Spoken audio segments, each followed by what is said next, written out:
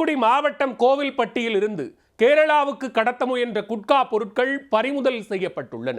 போதைப் பொருட்கள் கடத்தியவர்கள் சிக்கியது எப்படி? தூத்துக்குடி மாவட்டம் பசுவந்தனையில் உள்ள வாசக சாலை தெருவை சேர்ந்த கணேசன் மளிகை கடை ஒன்றை நடத்தி வருகிறார். அவருடைய கடையில் தடை செய்யப்பட்ட புகையிலை பொருட்கள் விற்பனை செய்யப்பட்டு வருவதாக காவல்துறைக்கு ரகசிய தகவல் கிடைத்தது.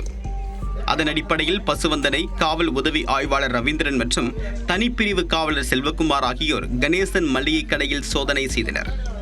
அப்போது மளிகை கடையில் 10 கிலோ புகையிலை மற்றும் இவருடைய குடோனில் சோதனை செய்த போது தடை செய்யப்பட்ட புகையிலை பொருட்கள் இருந்ததை போலீசார் கண்டுபிடித்து பறிமுதல் செய்தனர். உடனே அவரை கைது செய்ய முயற்சித்த போது தனக்கு நெஞ்சுவலி இருப்பதாக அவர் தெரிவித்தார். உடனடியாக அவரை போலீசார் அழைத்து அருகில் உள்ள பசுவந்தனை அரசு ஆரம்ப சுகாதார நிலையத்திற்கு கொண்டு சென்று சோதனை செய்தனர். மருத்துவ சோதனையில் அவருடைய உடல்நிலையில் எந்தவிதமான பாதிப்பும் இல்லை என்று மருத்துவர் சான்றிதழ் வழங்கினார். அதைத் தொடர்ந்து கணேசனை போலீசார் கைது செய்து விசாரணை நடத்தி வருகின்றனர்.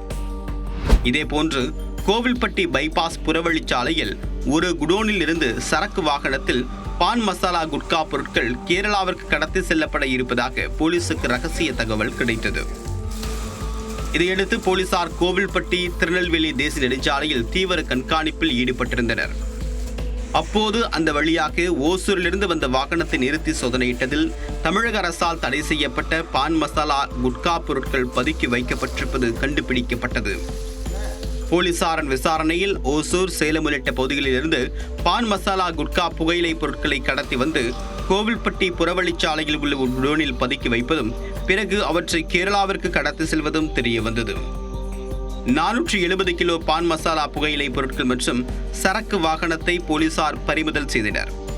மேலும் கடத்தலில் ஈடுபட்ட கோவில்பட்டி கடலைக்கார தெருவை சேர்ந்த ரகுபதி, அன்னை தெரசா நகரை சேர்ந்த ரஞ்சித், செக்கடி தெருவை சேர்ந்த பாண்டிமணி ஆகிய 3 பேரையும் போலீசார் கைது செய்துள்ளனர்.